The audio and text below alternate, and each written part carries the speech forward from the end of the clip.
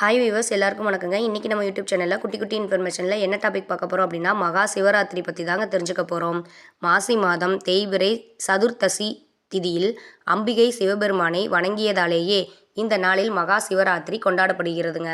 பிரளய காலத்தின் போது பிரம்மனும் அவரால் சிருஷ்டிக்கப்பட்ட அனைத்து ஜீவராசிகளும் அழிந்துவிட்ட நிலையில் இரவு பொழுதில் அம்பிகை பரமேஸ்வரனை நினைத்து பூஜை செய்தார். 4 யாமங்களிலும் இரவு முழுவதும் ஆகம விதிப்படி அர்ச்சனை செய்தார்.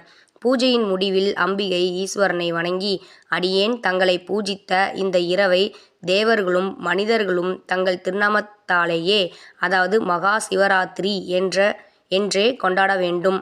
சிவராத்திரி நாளில் சூரியன் மறைந்தது முதல் மறுநாள் காலை சூரியன் உதயமாகும் வரை தங்களை சிவனை பூஜை செய்பவர்கள் யாராக இருந்தாலும் அவர்களுக்கு எல்லாவிதமான பாக்கியங்களையும் தந்து முடிவில் மோட்சத்தையும் அளிக்க வேண்டும், அருள் புரியுங்கள் என்று அம்பிகை வேண்டிக் கொண்டார். சிவபெருமானும் அப்படியே ஆகட்டும் என்று கூறி அருள் புரிந்தார். அந்த இரவே மகா சிவராத்திரி என்று வழங்கப்பட்டு கொண்டாடப்படுகிறது. என்னங்க, இன்னைக்கு இந்த நிகழ்ச்சி பிடிச்சிருக்குன்னு நினைக்கிறேன். இந்த நிகழ்ச்சி பிடிச்சிருந்தா லைக் பண்ணுங்கள், கமெண்ட் பண்ணுங்கள், ஷேர் பண்ணுங்கள். மறந்துடாதீங்க வியூவர்ஸ், சப்ஸ்கிரைப் பண்ணுங்கள். பாய்.